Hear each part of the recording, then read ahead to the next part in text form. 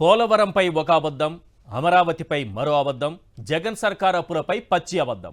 ఇవాల్టి కలెక్టర్ల సమావేశంలో సీఎం చంద్రబాబు ప్రసంగంలో హైలైట్స్ ఇవే. ఇక సంక్షేమం అద్భుతంగా అమలు చేస్తున్నట్లు కలెక్టర్ల ముందు చెప్పుకొచ్చిన సీఎం చంద్రబాబు ఉద్యోగాలపై మెగా డిఎస్సిపై ఎప్పటిలానే తన మార్కు అబద్ధాలు చెప్పుకొచ్చారు. ఓవైపు నోటిఫికేషన్ అంటూ మరోవైపు ఎస్సీ వర్గీకరణతో దానికి మెలిక పెట్టారు. అవసరమైతే ఏ తలకు మాసినోడితోనో కోర్టులో కేసులు వేయించి డిఎస్సిని కోల్డ్ స్టోరేజ్లో పెట్టేస్తారు. ఇక పోలవరాన్ని గాడిలో పెట్టారట. 2027 కల్లా అమరావతి పూర్తి చేస్తారట. జగన్ 10 లక్షల కోట్లు అప్పు చేశారట. ఈ రొడ్డకొట్టుడు రొటీన్ అబద్ధాలు కాసేపు పక్కన పెడితే ఓవైపు డిఎస్సి అభ్యర్థులు ఆందోళన చేస్తుంటే మరోవైపు ఏప్రిల్ మొదటి వారంలో నోటిఫికేషన్ అని చంద్రబాబు సరికొత్త అబద్ధం చెప్పారు. ఎందుకంటే మొన్ననే కదా ఎమ్మెల్సీ ఎన్నికల కోడ్ ముగియగానే నోటిఫికేషన్ అన్నారు. 9 నెలలు దాటిపోయింది. తొలి సంతకానికే దిక్కు లేకుండా పోయింది. ఇక ఈ సీఎంను నమ్మేదెలా? పైగా ఈ 9 నెలల కాలంలో 2 లక్షలకు పైగా ఉద్యోగాలు ఓడబెరికేశారు. అలాంటి సీఎం గారు ఉద్యోగాలు ఇస్తారంటే, డిఎస్సి పోస్టులను నింపుతారంటే నమ్మేదెవరు? అందుకే డిఎస్సి అభ్యర్థులు రోడ్డెక్కారు. ఇదంతా కాసేపు పక్కన పెట్టి 2024 జూన్ 13 నాటి సుందర సుమధుర ముగ్ధ మనోహర రమణీయ కమనీయ అద్భుత దృశ్య కావ్యాన్ని ఒక్కసారి కనులారా వీక్షించి తరించండి. ఒక్కసారి ఆ దృశ్యాలు ప్రసారం చేయండి.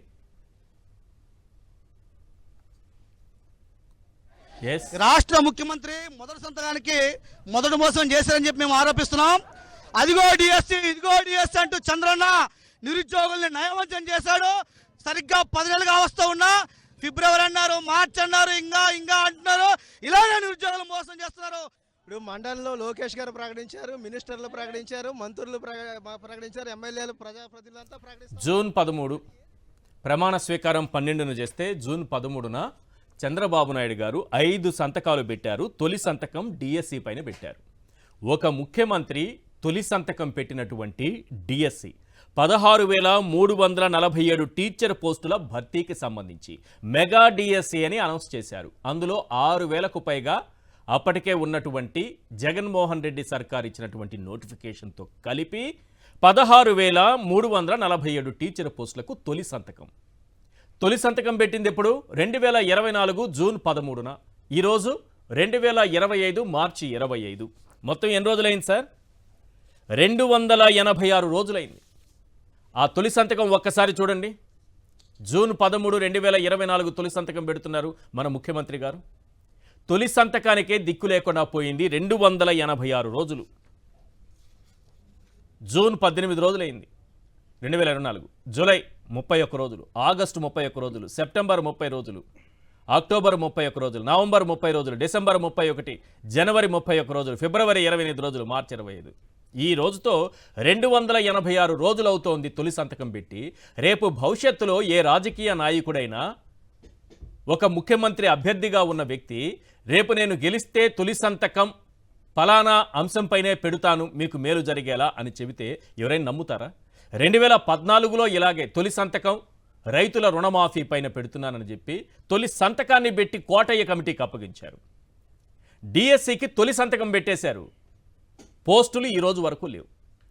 మొన్న డిసెంబర్లో అన్నారు, పోయింది. జనవరిలో పండగకన్నారు, పండగ పోయింది. ఫిబ్రవరి అన్నారు, మళ్ళీ ఎన్నికల కోడ్ వచ్చేసింది, ఆగండి అన్నారు. మార్చి 3న అయిపోతుంది, 4, 5 తారీఖుల్లోనే నోటిఫికేషన్, ఎన్నికల కోడ్ ముగిసిన వెంటనే ఇలా వచ్చేస్తుంది అన్నారు. అయిపోయింది. ఈరోజు రోడ్డెక్కారు డిఎస్సి అభ్యర్థులు. 16,347 పోస్టులు ఎక్కడ సార్ అని వెంటనే కలెక్టర్ల సదస్సులో ఈ ఏప్రిల్లో ఇచ్చేస్తామని చెప్తున్నారు, నోటిఫికేషన్ ఇచ్చేస్తామని చెప్తున్నారు, మొదటి వారంలోనే చెప్తున్నారు. ఒకవైపు ఎస్సీ వర్గీకరణ చేసి మరీ ఇస్తామని చెప్తున్నారు. ఎస్సీ వర్గీకరణ పూర్తి కాకుండానే మరి నోటిఫికేషన్ ఎలా వస్తుంది? రేపు ఇదే అంశం పైన మనం ఇచ్చినటువంటి హామీపైనే రేపు ఎవరైనా కోర్టుకు వెళ్తే, ఆ రోజు స్థానిక సంస్థలకు సంబంధించి రిజర్వేషన్లకు సంబంధించి మనమే కదా కోర్టుకు పంపించాం. ఒక రెడ్డి పేరు తగిలించుకున్నటువంటి బిరు ప్రతాప్ రెడ్డి పేరు కూడా గుర్తొచ్చింది నాకు ఇప్పుడు. ఒక రెడ్డిని పంపించి బీసీలకు రిజర్వేషన్లు అందకుండా మనమే కోర్టులో కేసు వేయించాం. అతనికి పదవి ఇచ్చింది గత ప్రభుత్వంలో 2014-19 మధ్య టీడీపీ ప్రభుత్వంలో ఆ రోజు ఆయన ఏదో కార్పొరేషన్లోనే ఎక్కడో ఏదో పదవి ఇచ్చారు. బిర్రు ప్రతాప్ రెడ్డి ఉన్నారు కాబట్టి ఇది జగన్మోహన్ రెడ్డే చేశారని ప్రజలకు ఒక భ్రమ కల్పించడం. కోర్టులో కేసేశారు కదా, టీడీపీ నాయకుడే కదా. ఇప్పుడు ఈ పూర్తి స్థాయిలో ఎస్సీ వర్గీకరణతోనే చేస్తామని చెప్పి అది పూర్తి కాకుండానే ఇప్పుడు నోటిఫికేషన్ ఇస్తానంటే రేపు ఎవరైనా దానిపైన కోర్టుకు వెళితే పరిస్థితి ఏంటి? ఒకటి. రెండోది, ఈ మధ్యకాలంలో ఒకసారి ఆ డిఎస్సి అభ్యర్థుల ఆందోళన కూడా ఒకసారి విందాం ప్లీజ్. ఒకసారి వారి ఆందోళన వినిపించండి.